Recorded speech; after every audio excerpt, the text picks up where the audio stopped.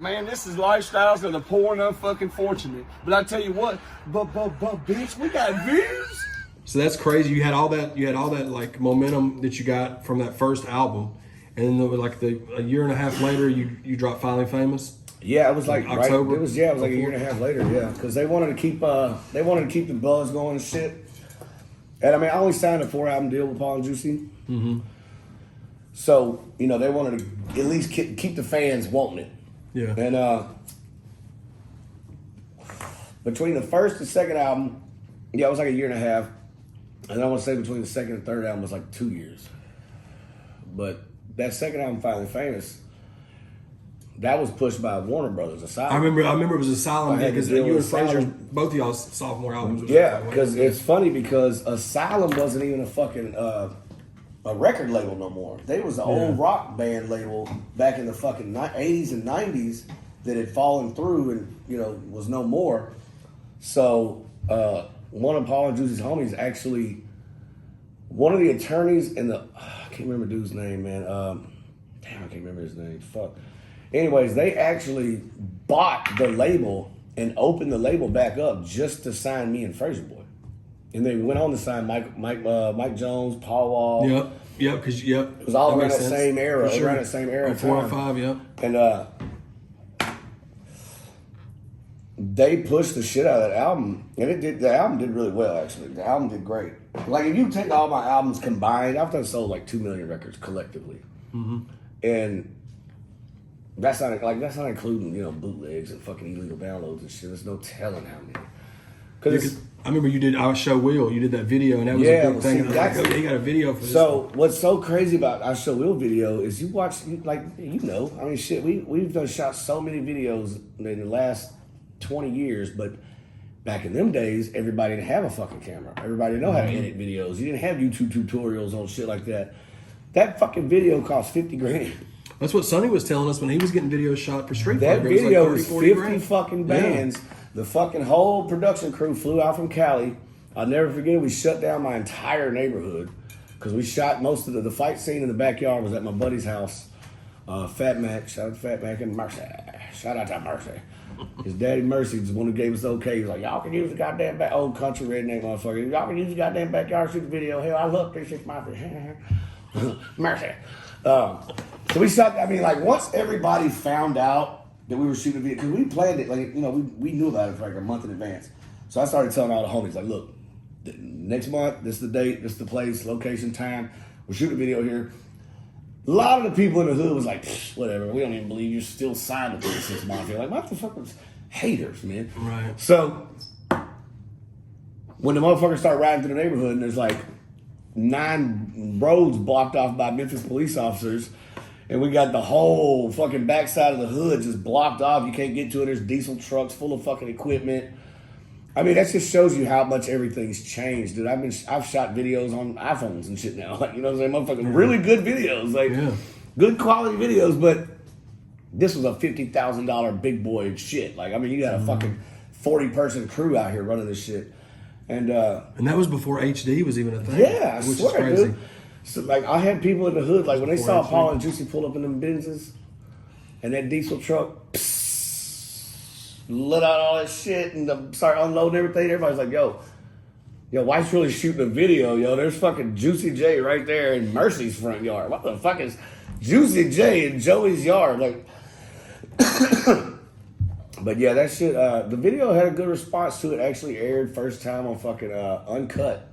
BET Uncut was the first time it aired. And I was talking to one of my partners on the phone. I was actually on the phone with one of my partners. And he goes, what's today? And I was like, it's Saturday or whatever, Friday or whatever it was. He was like, doesn't your video air tonight? And I was like, oh, fuck.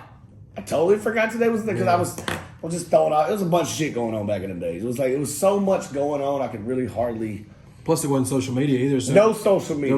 I miss the fucking old days. Man. Yeah, right. God, I miss the old days so bad. But that album was. So what I was going to ask you too about that album? Did you see, with being with Asylum and stuff? Did you see any kind of jump as far as? Not really.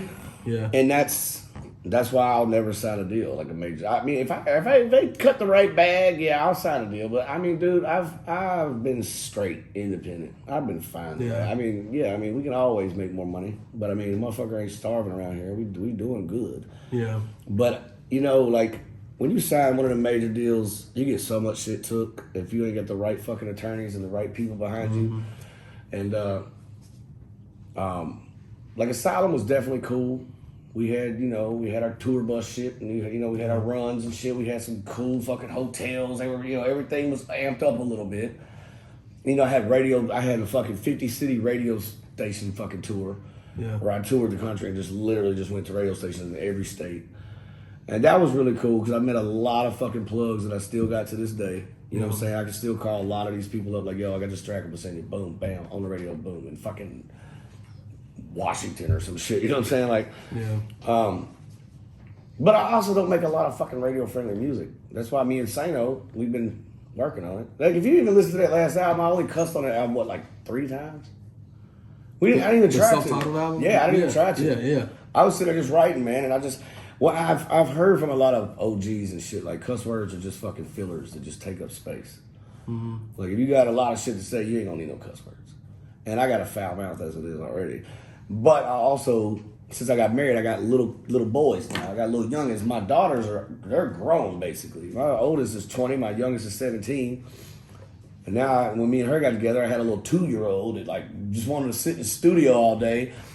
And he actually even commented on what song was it? No, it was the one where he wanted to sing it, and I changed the lyric. Yeah, it was Nan Damn Day. And he was like, I wish I could sing that song. It's got the D word in it. And I was like, fuck. Saying, pull the goddamn studio. Let's change it to Nan Nan Day. And after I changed it, that was like his jam. Like Bill rapped the shit out of that motherfucker. Mm-hmm. And but yeah, like even now he's 9. You know what I'm saying? So like I think that album, I think that had a lot to do with it. Why there's not many cuss words in there because like I had a little man running around the house just repeating every fucking thing I said. Yeah. And, well, you've evolved now from that. Oh, I've evolved so much, dude. Like since then, we've fucking literally been on road trips where I'll just like go back and listen to my shit in chronological order. And it's insane, dude. It's like you can hear me grow. You can hear when the Newports came in. You can hear when the Molly came in. You can hear when the Coke came in. You can hear all these different stages of my life, dude. Yeah. And like this next album, it's gonna be real Big White. It's gonna be the real Big White album because I'm just fucking grown. You know what I'm saying? I'm about to be 39 in like fucking 3 weeks. Mm-hmm. So you know what I'm saying? Like this is Big White on this next album, and I don't give a fuck. I'm gonna get a lot of points across. I've got some dope ass shit I'm planning on writing. I've got some ideas for about 11 songs that I've done wrote down. And my producer, his schedule's been crazy. My wife, I finally have a housewife now. I talked her into quitting her fucking job because COVID, she's a nurse. Mm-hmm. And they were just, COVID, it was just kicking her ass, man. Just like all the extra hours and shit. So now I got so much more time to be at the house focusing on what I can do. And she can take care of the kids. Because being a rapper, I was just at home and just wait for the kids to get home from school. I'd watch Ancient Aliens all goddamn day and smoke me a joint. But she does all the hard shit.